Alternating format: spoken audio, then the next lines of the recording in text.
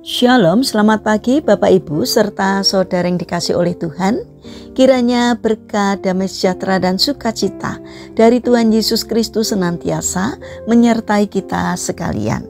Sebelum kita mendengarkan firman Tuhan dan renungan, marilah kita berdoa. Tuhan Allah Bapa yang Maha Baik, kami sungguh bersyukur atas kebaikan dan kemurahan-Mu, karena Engkau Tuhan yang selalu melindungi, menolong dan menopang kami. Terima kasih Tuhan atas setiap kemurahan-Mu.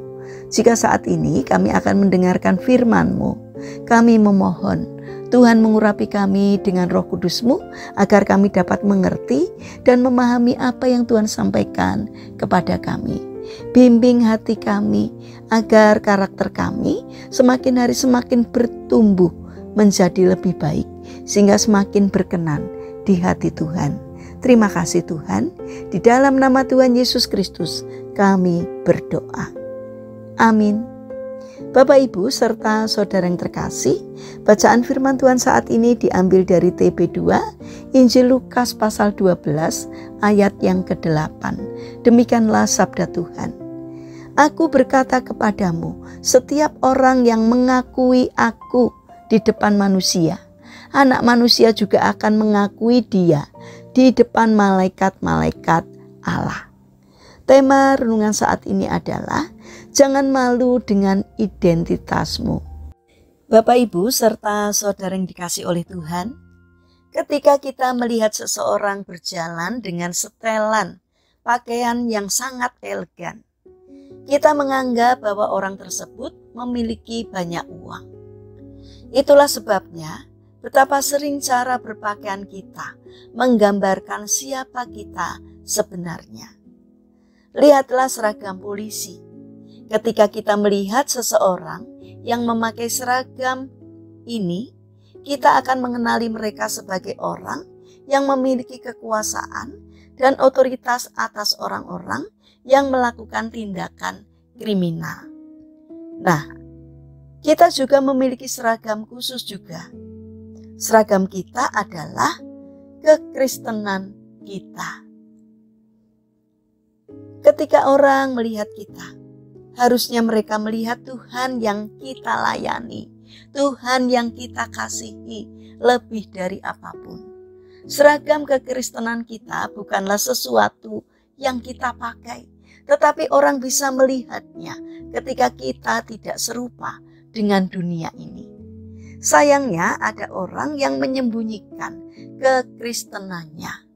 Mereka malu atau takut pada apa yang akan teman-temannya katakan jika mereka menyatakan imannya. Ketika kita bertindak seperti itu, kita tidak mengenakan seragam kita karena kita sedang malu karena Allah kita. Kita perlu tahu bahwa Tuhan tidak membuat kita untuk menjadi serupa dengan dunia ini. Jadi kenakan seragam kekristenan kita dengan bangga. Seragam kita mungkin akan mengganggu orang-orang yang ada di sekitar kita. Seragam itu bahkan akan membuat mereka merasa tidak nyaman. Tapi jangan biarkan hal itu menghentikan kita memiliki pendirian untuk berdiri bagi Tuhan kita. Bapak Ibu serta saudara yang terkasih, janganlah kita malu mengakui Tuhan ketika kita ada di sekolah, di kantor, di mal, di dalam pergaulan, dalam masyarakat, dan lain-lain. Ceritakanlah tentang diri Yesus dan beritahu orang lain tentang hal-hal besar yang Tuhan lakukan dalam kehidupan kita.